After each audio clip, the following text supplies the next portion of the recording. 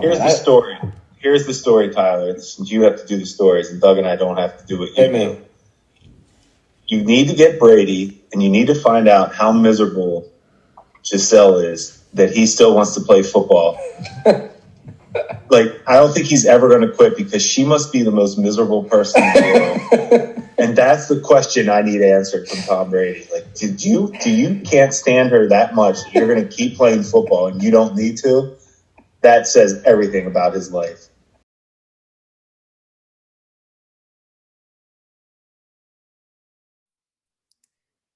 That, ladies and gents, is the smartest man alive. Jim Monos, Nostramonis, as he's known in the streets, accurately describing the Tom Brady situation. This is from January of 2021. January of 2021. So the 2020 season when Tom Brady won a Super Bowl with the Tampa Bay Buccaneers. This was, I believe, the week before the Super Bowl. Unbelievable, Jim, that you were able to explain why this guy wants to play football at 44, going on 45, going on. Who the hell knows how long this guy plays? How did you know Tom Brady and Giselle were on the fritz? You know, things weren't good. You knew something. I don't know. You tell me. Tyler, it's very simple. I spent a lot of years as a scout driving in my car. And what did I listen to during those long drives was Howard Stern. And Howard Stern had a way of opening my eyes to some things relationship-wise that kind of relate to what's going on maybe at jobs and where you could kind of tell that something's just not right. And at the end of the day, I was kind of guessing. I obviously had no idea. I mean, I was just kind of running with it. There has to be some reason he's still playing. So I'm going to go with Stern as my inspiration for that. But I will say it's been getting some pretty good reactions. Well, I mean, we need to put it here on the podcast. It's not getting the reaction that it really deserves. I mean, we talked about it. It'd be easy to kind of repost it into the social media world, but I feel like social media just kind of sucks and everybody's offended by everything, that people would kind of take the tone of that clip and drop it into, the context of something that isn't us on a pod with a beer bullshitting about football. And it would sound a little callous when obviously you weren't being malignant with your analysis of the Tom Brady situation. No, our listeners here on the podcast get that. Twitter I was would going not. to say it's all in good fun, and honestly, I can spin it any way you want me to spin it. I can go where she's probably tired of him all the time too. Okay, Tom, I get it. You want more attention. You want to keep playing. Okay, I get it. I mean, I'm not saying it was all. I shouldn't have. I didn't necessarily mean it was all her fault that he's still playing football, but I still don't understand, especially how much you and I talk about the violence of this sport, especially with your book, the title of your book, even Blood and Guts. I mean, it's it's what it is. It's violent. And why would you keep playing if you didn't have to? That's really what we're talking about. Well, you're married to the sport instead of a significant other. I mean, really, you're prioritizing football above. It's all relationship. Tyler, I've talked about it before. The Shawshank Redemption. When he gets out of jail and doesn't really know what the world is like because he was in jail so long. I'm telling you, the other inmate there, I forget his name. Yeah, you know what I'm talking about. I'm sorry, it's good recall, but I honestly can see that with football coaches. They're lifers, and it's all they know, and it can start way back to just when they go right from playing to coaching, and it's all they know, and it's just it's awkward for them not to be training or competing, preparing to win a title. It's what they know. Being on the big stage, entertaining. It is an entertainment bit, Yeah. There's just so much that goes into it that I don't think we can understand because obviously we've never been in that position. But man. Well, thank you for, co-host good of job. this podcast. No, so that was good. That's a good way to, yeah. We just have to remind everybody, what they get on this show. You get 100% foolproof predictions when it comes to football and marriage. And it doesn't always translate. It doesn't always translate. It's like it doesn't always translate to the fatty locks of the week. Like when I'm giving out the Steelers getting 14 against the Bills. So I don't know everything. I definitely don't know everything. Well, as always, as you alluded there, this podcast is fueled by Fatty Beer Company. So get on into Fatty, baby. You can get as much beer as you want on a Bills game day for $30, which is a ridiculous deal if you're looking to watch football here in Western New York. But I mean, even if you just, it's family friendly there too, whether it's the Orchard Park location, Hamburg, Kenmore, Ellicottville, Columbus, they're all over the place, and they have beer for every kind of person, every kind of beer drinker, IPAs, sours, pumpkin beers, with this being fall. Christmas beers will be around the bend. So, yep. See what Nick and Chris are cooking up for you. They are fantastic dudes, and it is where you want to be hanging out if you're drinking a beer this time of year. Right, Jim? You get a lot of beer knowledge and a lot of gambling knowledge. Chris has been known to drop a little gambling knowledge too. So yeah, he does. Oh, Chris DeCesar, he knows what he's talking about. So the podcast, it's been a while. I guess we should also apologize to folks. It's been a little crazy. So yeah, for many reasons we don't need to get into on the podcast, whether it's personal stuff going on. We appreciate all prayers this direction. If you want to direct them this direction, thank you very, very much. And also professional stuff simultaneously going on with the release of my first book, Jim, The Blood and Guts. Like you said, it's out today. It's pretty dang cool to have this book sitting right here. It's just seeing you go through it. It's been pretty cool to see it finally be officially out. You could talk at length about what you went through, but I at least know everything you were doing. I still can't believe it. So it wasn't, and what we want to get into on this podcast too is Jim Monis's appearance in this book, which blew my mind because Jim is such a humble dude that he did not just bring it up at any point through. I mean, you've known this whole time I'm working on this book, and at no point did you even mention anything Jimmy Graham and your role in the drafting of Jimmy Graham. I kind of found out on my own and then brought it to you, and you're like, oh yeah, I scouted him. So I want to get into that on the podcast, but you're right. It's really cool to see it all come together. I'm not going to lie. I mean, to hold the Blood and Guts and just to see the final product, and above all, Jim, the fact that people get to hear and read the stories from these tight ends that I've been hearing for a year now, it just brings me joy. I can't wait for people to hear what Mike Ditka has to say from back in the day, or Jackie Smith. I mean, his unbelievable story, it transcends football, how his life gets defined by 5.5 seconds. I can't imagine any of us trying to deal with that in our everyday lives. To Tony Gonzalez, I mean, in Austin, Texas, and how he fought for the tight end position and the evolution of the position and almost went to blows with a Mike Mularkey, to Jeremy Shockey in Miami Beach. And he is everything you think.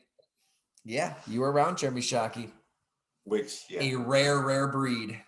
He is. Your stuff that's the part I can't wait to read is Shockey. I didn't mean to. The Shockey part is the guy. That is the guy that I don't want to say he was Gronk before Gronk, but with the off the field, it was accepted. Hey, it's Shockey. That's how he lives. Like, hey, that's Gronk. It's how he lives. That's how they produce on the field. But man. Well, that's a big theme of the book, Jim. I mean, the fact that Jeremy Shockey, he played hard, he lived hard, he partied hard at the U. Fights are breaking out. He's in the middle of it. He's given that team that attitude. He goes to the New York Giants, training camp practice number 1. He's rolling around with Brandon Short, throwing absolute haymakers. I mean, they are going at it. And guess what? Jim Fossil loves it. I mean, he wants Shockey to just start fights for the hell of it because he wants his team to play with passion and energy. And oh, by the way, yeah, he's calling Tom Coughlin an asshole. And the next day telling his teammates, hey, First Amendment, America, I can say what I want. And, living it up in New York City. The thing is, he works so damn hard, though. I mean, that's what kind of gets lost with Jeremy Shockey is like, if he went out and had a night on the town or whatever, he'd almost punish himself. He'd wake up in the middle of the night and just bang out 100 push-ups. He's such a dynamic individual that we could not take our eyes off of, including the eyes of Rob Gronkowski. He writes him a letter from Buffalo, New York, telling him that you're my idol. You're who I look up to. And basically took that Shockey blueprint to a different stratosphere and becomes the greatest tight end ever, in my opinion. That's funny. I didn't even know that. I didn't know that. And I was sitting there saying that they remind me of that same. I mean, they live the same way. They produce. They're a complete player. Can do it all. And they beat their bodies, to a bloody pulp. Beat their bodies. And that's where, you can get Tony Gonzalez's opinion of the position. And he doesn't hide from the fact that it's brutal. He was able to avoid injuries. He was able to kind of take that quick step back and basketballify it that way and avoid the kill shots and maybe step out of bounds. And I mean, his longevity is insane, and he broke every record because he stayed healthy. So, anyways, it was so much fun. I mean, it was a passion project in every sense of the word. God, like as we've talked about on here, I just can't thank my wife enough. I mean, her name should be on the dang cover of the book. Gina was an unbelievable rock star. I mean, Sonny was born in late July, right around the time I signed the book deal. And, as I'm doing everything with Go Long, traveling around, hanging out, sitting down with these tight ends, transcribing, writing a book, meeting deadlines. It takes a team effort, it takes my parents and my in-laws, watching the kids this day or that day. And, it was major just survive in advance mode. We were like the plucky 15 seed, trying to upset the number 2 seed and just keep going through the tournament.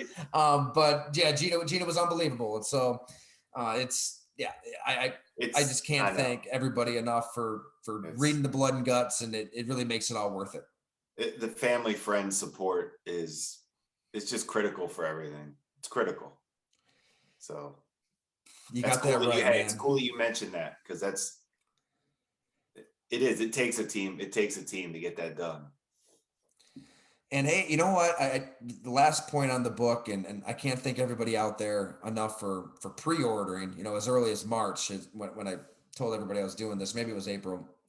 The support at Go Long has just been through the roof. I mean, all of you that support what I've been trying to build from day one, I do not take it lightly. Do not take it for granted. It means the absolute world. But I think, share it with your friends, because it's a book about the tight end position and how it really does preserve everything we talk about on this podcast, the violence, what real football is, the authenticity of a Dicka, a Shockey, a Gronk, and why that's important to just be yourself. Beyond all that, I feel like this book is not a manual. It's not like a self-help book like we see so often. But it is a book about life, man. Jackie Smith and Tony Gonzalez and Ben Coates and George Kittle, Shannon Sharpie, all these tight ends have some stories that really, I know they made me look in the mirror and examine my life in so many ways. Dallas Clark, his mom is dying in his arms in high school. Jimmy Graham, as you know, basically an orphan. His mom doesn't even want him. I know. He's just ejected into a group home with at-risk kids with a rap sheet, and he's fearing for his life every day. I feel like hopefully, I hope people have the same reaction that I did even talking to these guys. It just helps you want to strive to be a better human being in so many ways, these conversations. It just makes me smile that how much in common they live. Like, for some reason, they just all kind of live hard. But then I was thinking about it. I think it's just life in general. Any type of job that it's just like that living hard thing is not for everybody. But there are certain jobs where your profession is so intense that it carries over to off the field as well, or off your profession, because you're just used to being banging heads, competing at the highest levels. And you can't it's almost like you can't calm down. Like you go home at night and it's like, no, I'm ready to go again. Like, yeah, now I'm going out. Like, what's next? Okay, I'm getting up, I'm practicing. Okay, meetings. Okay, let's go out. I'm ready. They can't stop. And they all have it in common, but man, their commitment, their love for football is also in common. I think that you just nailed it, Jim. It's a high intensity, high adrenaline, high pressure, violent profession where, as George Kittle said, you're going to training camp, you're punching into work, and you're beating each other up. You're beating your friends up in 90-degree heat, which, by the way, there's jobs on the line. And, oh, by the way, if you sprain your ankle and you miss a couple practices, you might be out of a job because the guy who just replaced you just took it. I mean, it's not for everybody. The job itself isn't for everybody. No. That mental pressure isn't for everybody. No. And the tight end position, being football itself, you got to block, you got to catch, you have to know the whole offense. It's everything distilled to one position. It does take a unique individual to thrive in that world and continue to evolve the position and keep the sport alive in that world. And the more I talked to these tight ends, the more it became clear these are the dudes who were able to be uniquely qualified to keep the sport alive, to make football, and to be people that you can just relate to. And Tony Gonzalez says the tight end position is life itself. I think people can relate to the tight end because of what you're asked to do in that sense. Yeah, you're absolutely, it's a different world, man. It's a different world. And that's why we watch. That's why we watch the game. That's why they also should be allowed to do whatever the hell they want to do to get through and prepare and stay healthy. So agreed. All right. So thank you again, everybody. Hey, do you want to get right into the Jimmy Graham stuff, or do we want to talk about the games? Your call, Jim. How about let's finish with Jimmy Graham? Let's do some games. And let's kind of finish with a good, we'll finish with kind of like how that all, some funny things about him. But let's talk about, I know we don't need to talk about I'll just say this. It's kind of what I talked about last week in the STS column on Go Long. But Vegas was telling us that this Buffalo team is the Super Bowl front runner. They believe it. They made him a favorite in KC with a healthy, there was nobody injured on KC. Mahomes was healthy. That doesn't happen. And it's official. Like, I thought that was everything. The Bills they're everything. They really are. They are everything we've talked about. I see no reason they're not in the Super Bowl. And hey, look, anybody can win or lose a game against, when you're talking about these two quarterbacks, however we can get, I know we're all probably wanted every week, but wow. It's just wow to watch. They're definitely on their own plane. Right? It's the like quarterbacks, the teams. It's Buffalo, Kansas. I know, no knock on Philly. Philly's undefeated. We can't there's a gap though in Philly. No doubt. This is what I wanted to just say to what you were, because the way you were just talking about those two, I actually think they've separated themselves from, like, I think it's almost like there's a gap forming, like Burrow and Herbert and Lamar even. But these guys they're not on that level right now. Aaron Rodgers isn't on that level right now. I know you're not. but you see my point. Jordan Love, on the other hand. Who'd you say? Sorry. I said Jordan Love, on the other hand. No, we're going to talk about Bailey Zappe. But what my point is, that's rare. Just when you don't think those guys can get any better, I think they actually are. And the rest of the league is going to have to find I don't know if they can catch up. What struck me in talking to Jordan Palmer before this season, and we had like that quarterback round table up. Jordan Palmer just went out of his way to say like Josh Allen found very just minuscule, detailed, microscopic things to improve to his game, where obviously he's been an MVP candidate. He's been one of the best quarterbacks in the league the last couple seasons. But, even in terms of just getting the ball out quicker, granted, he can't just make his arm shorter. He can't become a 6'2" compact quarterback like Drew Brees to just get it out quick. He is what he is with his long limbs, right? That was one of Kurt Warner's criticisms. Like, he's got these long levers, like it's just harder to get the ball out quickly. But Josh Allen like really worked on his lower body in the offseason and just shifting his hips to where he wants to get them. And maybe his front foot like isn't completely set, but as Jordan Palmer said, it's going the right direction and the ball's out. So you can make up time with something so microscopic as that with a quick release. His work ethic is at next level. He's always going to find something to get better at. He looks like a better quarterback. And you know what? Give me 24-20 over whatever the hell the score was in the divisional game. I thought it was a better football game. I really did. A better quality played game. I like your point on that. It goes to show you how well coached. And I've been hard on Steve Spagnuolo. That defense plays well. That defense is good. They're well coached. Spags is a good coach. I've been hard on him as far as I've just saw some roller coasters in his career. And when I worked with him in New Orleans, it was ugly for that 1 year. But when I look back on it, it may have just been ugly in general. It was when Coach Payton was out. And I think back on it now that I've been around a little bit. It wasn't a recipe for success. And anybody that's accomplished as much as he has, he's a good football coach. And their defense is playing well. And this Bills defense, I don't know, what else can you say? I thought to make KC work that hard I thought they had to work for everything, KC. Like nothing looked easy like it usually does sometimes for them. Both teams were working.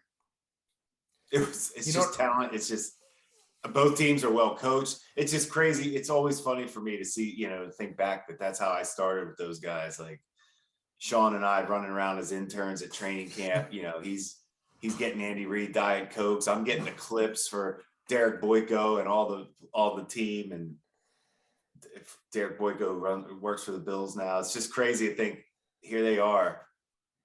I mean, they're in the spotlight in the NFL, like the biggest stage of the NFL. They are the two best teams.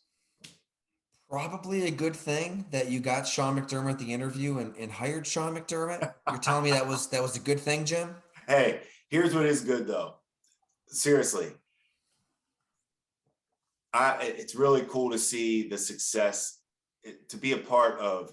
Honestly, how many people can say they were a part of being asked to hire a football coach? And the Pagulas put their trust in Whaley and I to put the list together, present them candidates, and they, obviously they had final say on Sean, but they were, he was the right choice by far. I mean, obviously it's what we talked about. I've talked about before on this show, but it's ownership, spend the money, head coach, GM synced up, get the quarterback.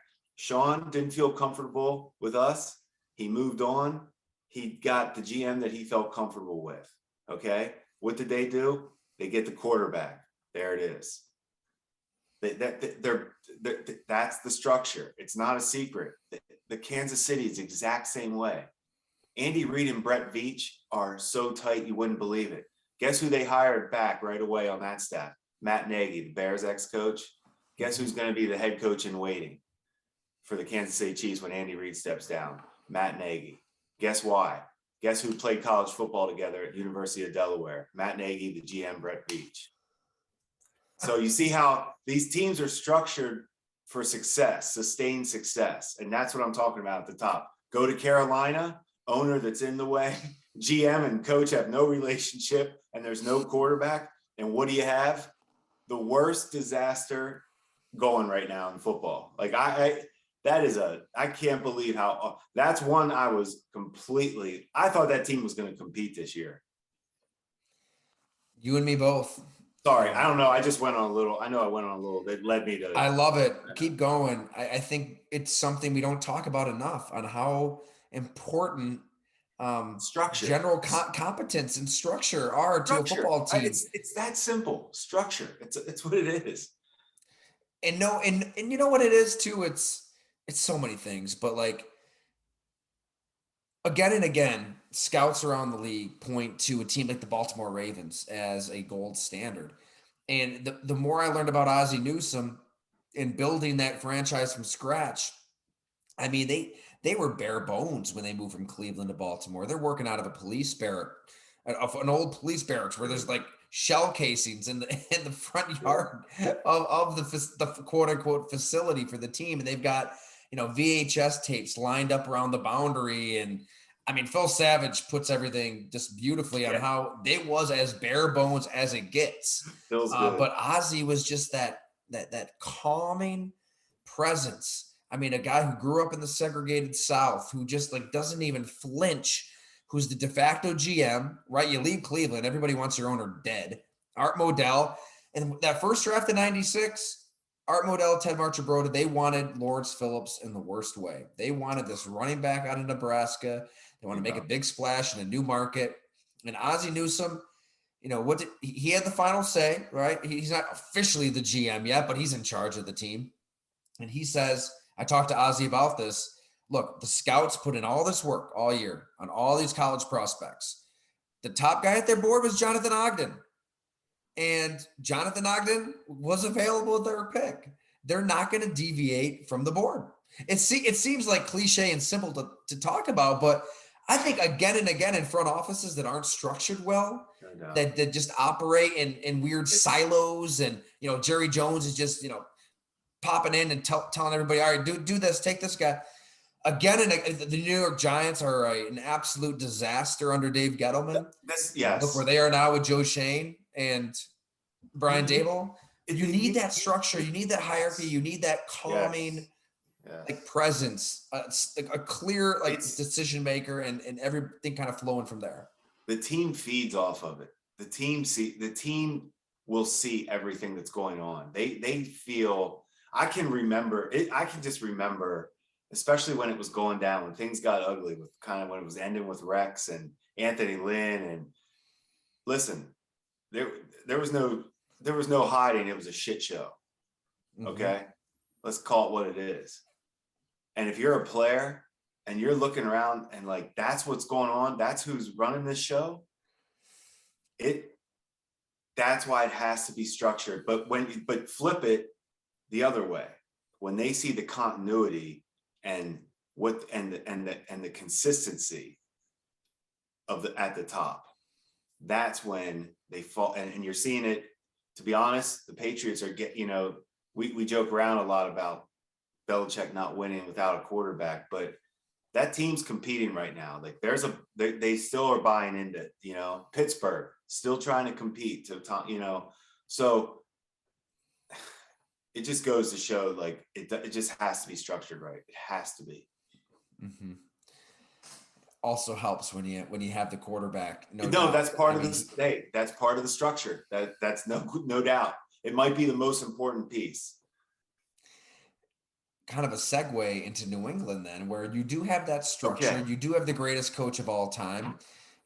Being around that team a little bit, after they beat Pittsburgh earlier this season, you could sense a confidence in like just the way they operate day to day. Like granted, like everybody on the outside, rightfully so, is mocking this team for rolling out the red carpet to Joe Judge and Matt Patricia to run your offense. I mean, are you kidding me? And transactionally, they don't really do a hell of a lot in the offseason. Like, how did you get better after that two shellackings to Josh Allen and the Buffalo Bills? How did you close that gap?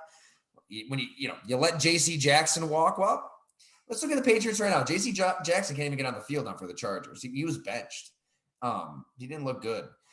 So I'm sorry, I'm all over the place, Jim. How often have the Patriots not paid a player, and then that player ended up being really, really good? I mean, Gilmore right now for the Colts is, he's in the middle of a really good season, but I can't think of anybody historically who got paid elsewhere post Belichick and continued to be an elite player. Yeah. No, that's a good one. You're right. I can't think of anybody off top.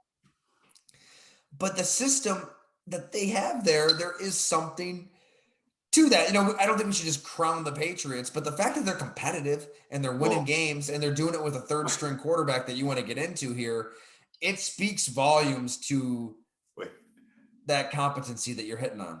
Well, I was just laughing thinking about, but how many of the coaches that have left there for head jobs how have they done? Well, that's why Belichick is rare, right? That's what I'm saying. You can't replicate it. You can't take it somewhere else. You just can't. Take it. He and Brady are elite at their profession. And to say you need one over the other, I'm always going to pick the quarterback. Okay. But it doesn't mean the other one isn't elite at his, it just, they're the two best. Anyway, they were the two best because Brady's not the best anymore after those two guys. Grumbling about Mac Jones and the team not being on the same page here. I'm sure you saw that. Wait, sorry, I talked over you on that. I'm just grumblings, that Mac Jones and the team maybe aren't seeing eye to eye as Mr. Zappe zaps defenses. So, of course, we talk about study the stats. So I see the big game, but I kind of had red zone, kind of wasn't really watching, paying attention real close. So you see the stats. So I'm like, all right, let's see what he did. I was just trying to, awesome football game. He was a pure playmaker. He scored better for me than Mac Jones. I've done all Mac Jones's games. He had a better one game score than Mac Jones has ever had. Now it's one game. And the first thing I was thinking about, could it be a Jeremy Lin, coming in, putting up 50, whatever it is. But this guy, let's think about him in college. He has that, he has a playmaking ability to him without a big skill set, if that makes sense. There's not a big arm. He's not the fastest, but all of it works. He knows how to play the position is what I'm saying. Now, I don't know what the carryover is and how talented he is, because he does have limitations. But that's what I love about the way I watch a game on a player like that, because he was making throws that were just he put on a show. He put on a show. I love the Jeremy Lin comp, Jim, because you get that feel watching Bailey Zappe heating up like it's NBA Jam, and he's in a rhythm like he's at Western Kentucky just tearing up defenses. There's something to be said for just kind of seeing the game, and you're seeing it fast, and you're hitting your open receivers, one play leads to the next and the next, and it snowballs like it did for him in this win against Cleveland. Accuracy in the red zone. He made some throws that were, it required it was awkward angles. He was torquing his body. He was seriously, it was eye-opening. Like I said, now it's a matter of, that's the hardest thing. It's what separates people. How do you do it every week? That's what separates you. And that's because Mike White, was the second coming of Jesus Christ last year for the New York Jets after a game. So, but I don't think this is a Mike White situation. I think Zappe, I don't know. I got to be careful. What's funny about that Mike White? He looks good. I wouldn't bench him for Mac Jones right now, is what I'll say. No, I'm not saying that yet. I'm saying that it's time for Mac, when he gets back, it's time for him to make some plays. So when Mac is healthy and good to go, you still think he should be the starter? I think so. I feel like he is. I feel like, yes. I feel like he should. Okay. I feel like he should. I guess it could. Yeah. When is he supposed to be back? I guess would be. I'm kind of speaking like. Well, Belichick has been asked every week, and he appreciates the questions. He says repeatedly, I greatly appreciate your question. It means so much to me.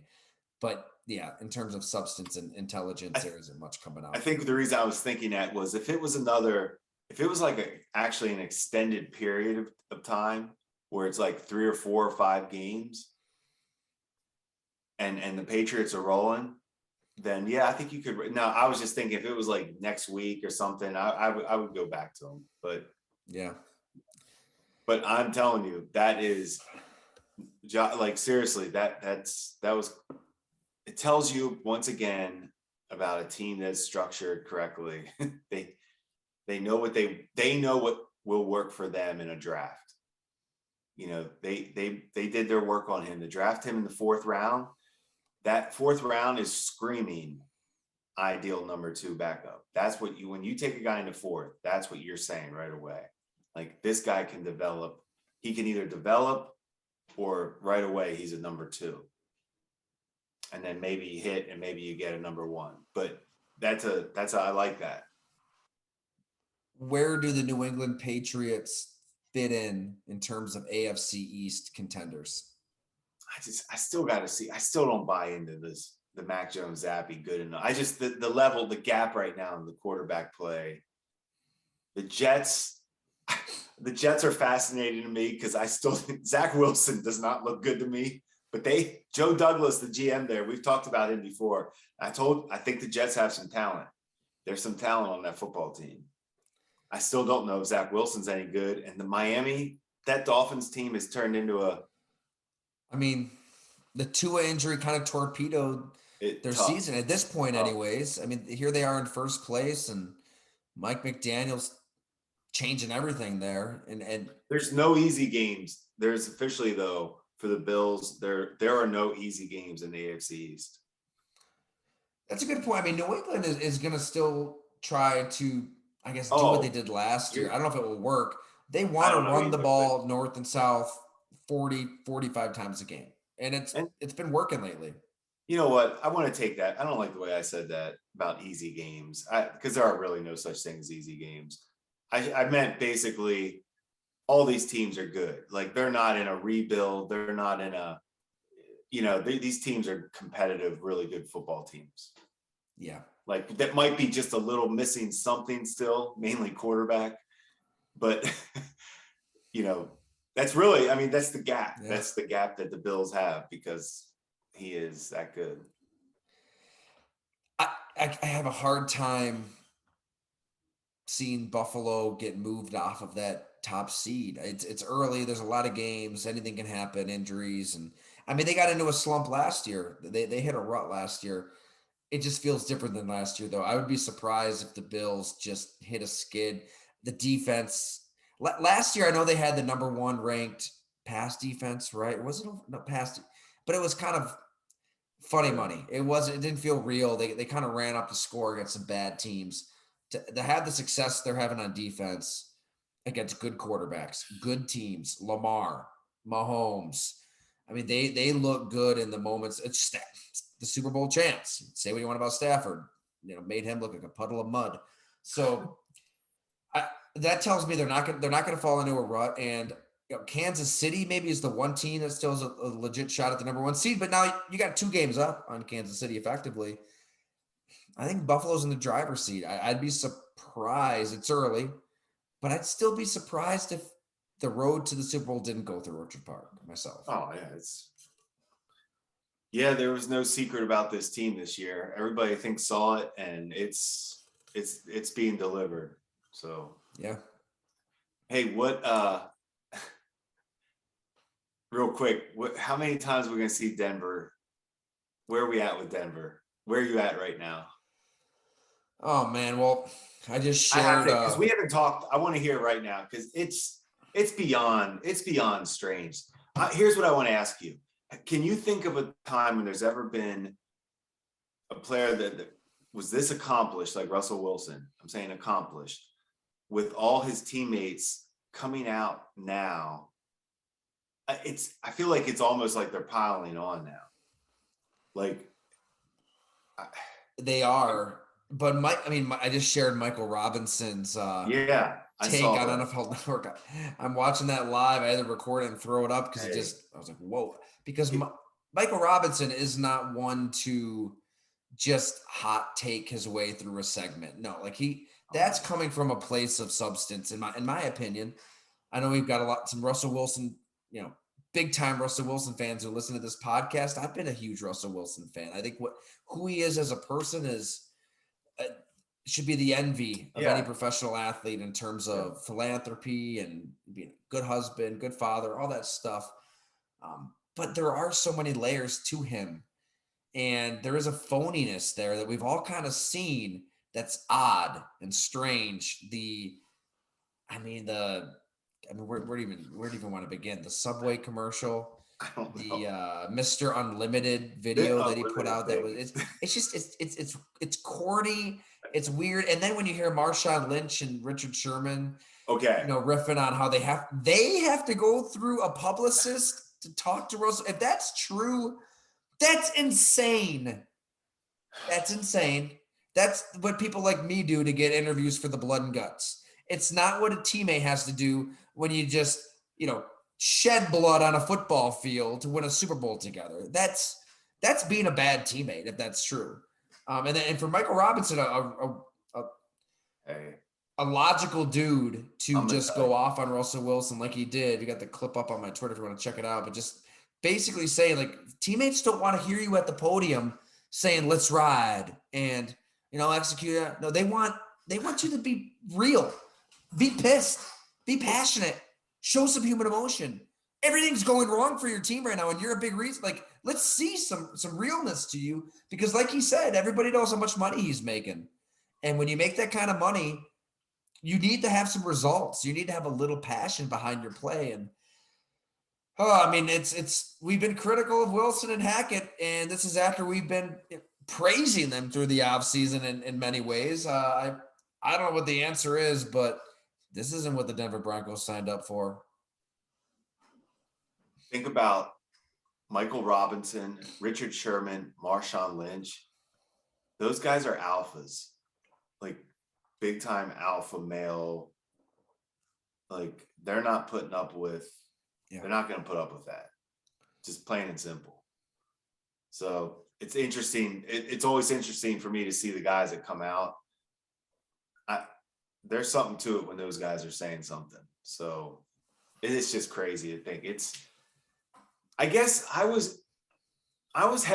been hesitant on, I wasn't completely bought into Denver. You were, yeah. I don't mean to lump you in as I know. I was more, I think I was more curious. I was more curious about this whole Hackett and Russell thing. It's funny how the one thing I talked to EJ Manuel about was, I asked him, did he find Hackett corny? And you just use that word for Russell Wilson. It's funny how they're together, right? I mean, it's interesting. Yeah. But and I'm not even going to say that was the right thing to say, but it was more, I remember I was just feeling that way sometimes, for a lack of a better word is why. But EJ kind of didn't feel that way, but I didn't know if he was taking the high road at this point, and I might not be anymore. You know what? In the back of my head, I knew Denver's defense was really good, and they'd be really good again, and they added to it. And their defense is so, Tyler, that is a great point. Sorry, go ahead. Their defense is, you're right. I mean, Justin Herbert's numbers were terrible. I mean, to throw the ball as much as he did and have no big plays, to take away the big play like Denver has been is remarkable. And remarkable. I guess I just thought that Russell Wilson, he was average. He was above average last year, but I kind of bought into Seattle holding Russell back and them not really letting him just wing it, right? Just let him throw it around, let him play make. Why are you running the ball and trying to play this ball control style when you've got a Russell Wilson? And at some point, I don't know what lines cross, but he got older. He's smaller. His arm is I guess okay, not terrible, but he's a below average quarterback, in a bad scheme too. It's hard to figure. Is it Hackett? Is it Wilson? It's probably a combination of both. I just thought they'd get something out of offense that was a hell of a lot better than Drew Lock and Teddy Bridgewater and Brock Osweiler and everything that's been walking through that door since Peyton Manning. And it's been worse. It's been worse this year. And nobody saw that coming. No, you can't predict it to fall off. You can't even lean on anything that they do well. That look that the players have on the Melvin sideline. Gordon's not even on the field. He's on the sideline. Like, what is happening? Like, there's a lot going on there. Well, Michael Robinson said like there could be a mutiny. I mean, you see it on the sideline when I think actually David Carr chimed in on the NFL Network show and he's like, yeah, I can see a mutiny building when Jerry Jeudy comes off to the sideline. Where does he go? He goes to Melvin Gordon, who is not being used, who's not pouting, but he's off on his own, just kind of sulking in a way, and maybe rightfully so that he's not playing. That's where he goes. Like now you're going to start getting those silos. You're going to start getting people off on their own little islands because you're losing. You're 2-4. Things are falling apart. And I thought the AFC West was supposed to be this, cannibalistic division. Hey, do me a favor. After every year we do our predictions before the season and all that. Can you find a way to delete and never play those again? Yeah, just kind of. I thought Seattle was going to be really bad this year. I thought Denver I'm not giving up on Steelers yet. They're going to get healthier. They get TJ Watt back. Don't get. But I didn't have them in the playoffs. Wait. All right, hold on. Okay, hold on. I wanted one last thing on Zappe. He has some Minshew to him as far as like just that he's a quarterback. I don't care if I'm not the biggest. I don't care if I'm not the biggest arm. Just don't worry about it. I'll make the play. That's kind of what he reminded me of. Instant eval. Jeremy Lin, Gardner Minshew, Bailey Zappe. Done. All right, Jim, help me sell this book. Tell everybody when you first laid eyes on Jimmy Graham. So he is playing basketball at the University of Miami and is he's dunking it. He's blocking shots. He's a rim runner. He's up and down the court. And then his basketball career ends. He's got some options. That's how I start that chapter. Know your worth, Jimmy Graham. And he's trying to figure out what to do. He's got offers overseas to play in other countries basketball. One team offered him $500,000. He's got a chance to kind of see the world. He's got whatever it was, about 10 NBA tryout offers. He can try to maybe find a seat at the end of the bench, work his way up that totem pole, which is not a bad way to make a living. I mean, NBA players make a lot of money. He's a smart guy. He's unbelievably bright. He can put his degree to use. Part of him wanted to be a Navy SEAL. He wants to fight for his country. That part of that's in his family upbringing. And it was a conversation with Bernie Kosar, of all people, in the backyard of somebody's house at a barbecue in Miami. And Bernie kind of puts that bug in his ear. Hey, have you thought about football?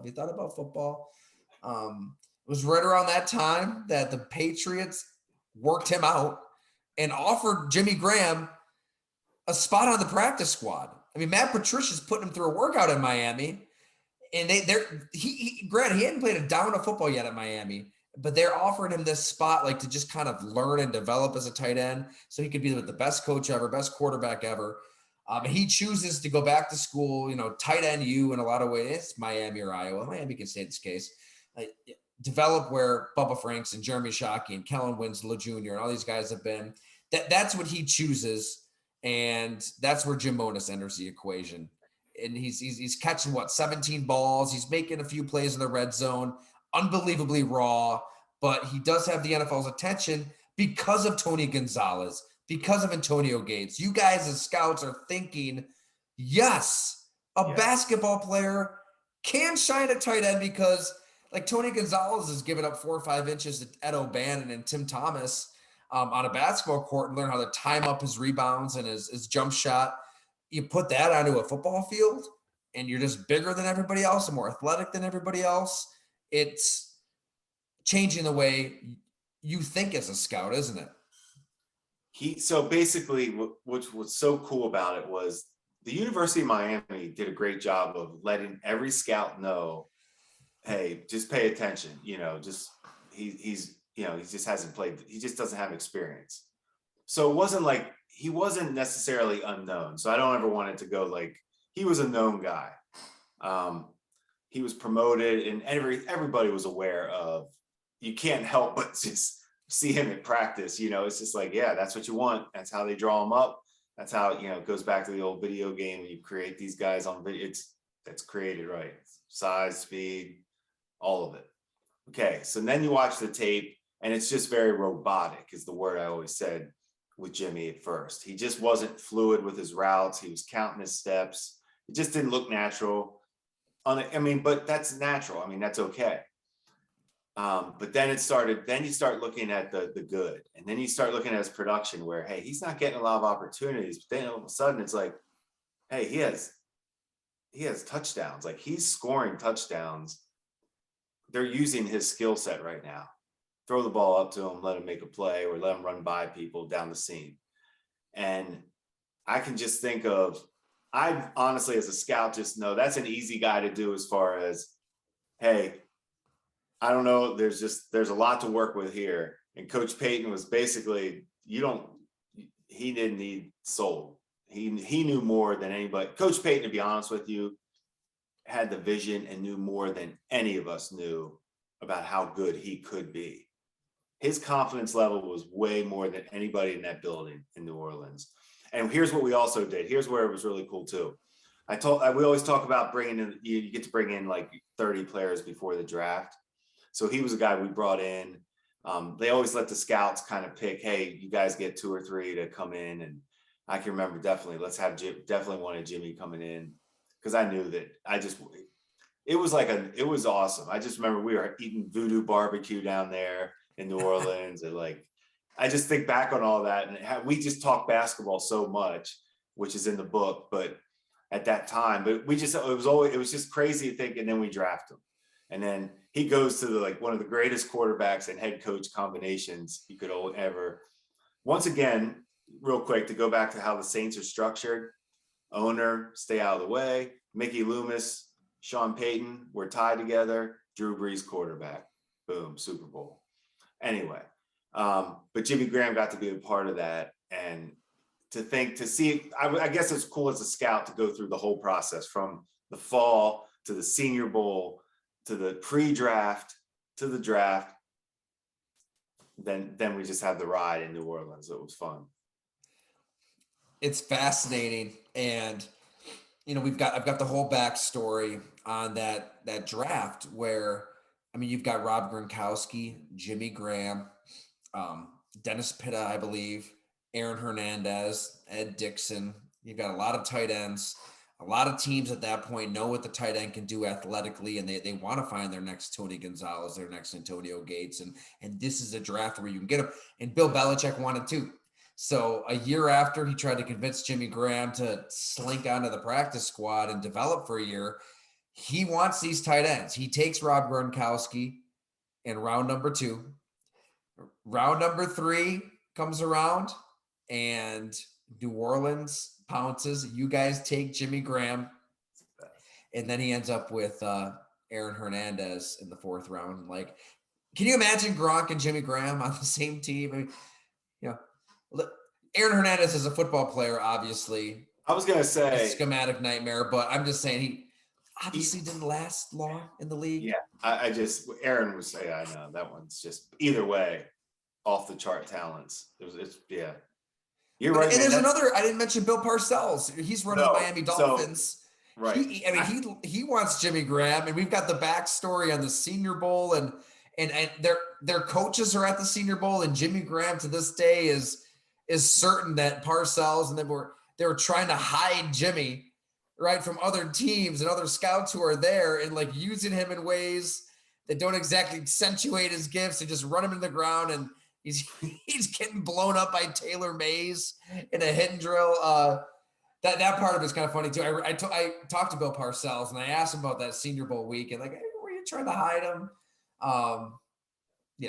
His memory couldn't go back that far. It was a little hazy at that point, but it's I'm blown away by the counterfactuals on what could have been. And you were, you had a seat at the table. You were the area scout in the Southeast. To call you an area scout doesn't do it justice. When you're the Southeast scout, like, I don't care. You are some type of director of personnel, something beyond a scout, because that's where all the talent is in college football. Well, I appreciate that. Every scout has challenges, but the Southeast is where you will learn real quick what plays in the NFL. No, but here's what I was going to say though. Coach Payton, I can remember after he was so excited about that pick, and after everything kind of calmed down, he went out of the room to call Paul. He said he wasn't hiding it, but he was like, "I'm going to call Parcells," almost like when you call your friends when you're growing up, like, you know, if you beat them in something and you want to call and just rub it in a little bit or something, almost like like I got him. I'm telling you, I can't say enough about Coach Payton's vision for him. I honestly, I've been a part of a lot of drafts, and I can't tell, there aren't a ton of times when it's like that, where it actually comes true. Like, and he knew the process of it. He knew it wasn't going to be instant. Yeah. Like, he knew it. He wasn't in a rush. No, it was well done. And it goes to another point, like we talked about, but it goes to drafting guys. It does help for players to go to the right teams, to develop them fully. You know, I think about Jimmy Graham, if we drafted him in Buffalo when we were just running through quarterbacks and running through offensive coordinators, and does Jimmy Graham become what he is? I don't know. I'm not, but you see my point, right? Jimmy Graham is the first to admit in our conversations, like, that he's bullshitting his way through interviews at the combine. Like, his agent's telling him like all the buzzwords that you have to use. Like, I like to block power. He didn't know the position. He didn't know how to block. Like, he didn't know any of this stuff. He knew what to say to sound smart. Like, he had to learn. Like, he had the right people around him. He had Jeremy Shockey. He had Sean Payton. He had a great tight end room and great leaders. Drew Brees really took him in.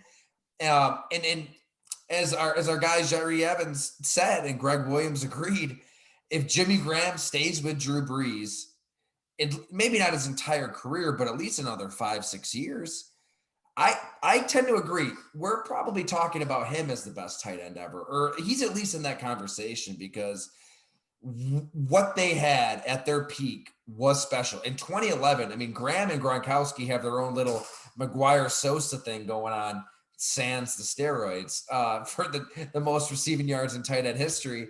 And Gronk gets the record, and Jimmy still remembers this, against Buffalo late in the game. Brian Hoyer's the quarterback because it's a blowout win. There's no reason for Gronk to be in the game, and he has a catch to get the record. And Jimmy Graham did not forget that. No, but he was right there with Gronk in terms of talent, production, ability, receiving ability. You know, maybe not run blocking ability, but in terms of being a weapon that you just can't. I'm sure you remember the touchdown against Dante Whitner in San Francisco in the playoffs. That should have been the lasting image of that divisional game, right? Not Vernon Davis and the tears. I'm turn the podcast off. I can't talk about that game. There's certain games I can't talk about. I can't. I know. It hurts. No, but he was, I don't know, man. Great job though for bringing him to light, because the story is pretty special. It really is. He should not be forgotten. He should not be forgotten in the history of the tight end position, the game. Amazon, Barnes and Noble, Indie Books, wherever you get your books. I cannot thank you enough for buying the Blood and Guts. It means so much to me, our family, Jim, everybody. I think you're really going to enjoy it. I really mean that. I don't say that lightly. So let me know what you think. You know, shoot me. And I should throw this out too, Jim. If anybody out there does buy the Blood and Guts and they didn't get a book plate on the deal we ran at Go Long a while back, just shoot me a DM, email me at golongtd@gmail. I've got some book plates here. Here's what they look like. It's just a sticker. I'll sign it, send it to you, stick it in there if you want, and let's keep building this thing. So thank you, everyone, from the bottom of my heart. I appreciate it, including you, Jim. Great to see you again, bud. It's been too long. Good catch up. Hey, good weekend coming up. Chiefs and Chiefs Niners. Chiefs Niners, a game I'm excited to pay attention to. I like it. Because 49ers are a little banged up on defense. We got to see what's going on there. But yeah, Marcus Mariota looking like Oregon Marcus Mariota, tearing them up. Yeah, I don't know. You got to get healthy. They're kind of working through their thing now. What about Packers Commanders? If the Green Bay loses to Washington, Taylor Heineke, he's under helm now. I am so. Let's not talk about it. But yes, I'm a Heineke. Tyler, with Buffalo around the corner, it's Heineke. Green Bay's in a tough spot. Heineke was a better quarterback than Carson Wentz was last year when Heineke and Washington played better than Wentz played for Indy. We talked about it, and this team is gonna be interesting because they do have weapons. Hey, he made the first annual go long all old school team, so I don't know if there's a higher honor than that for Taylor Heineke. So yeah, it's all right, everybody. Thanks so much for listening, for watching. We appreciate it. We'll be back here very soon. As always, make sure you get on into Fatty, get some beers. We'll be back there very soon. So just be on alert. GoLongT.com. Have all the updates right there. Thank you so much.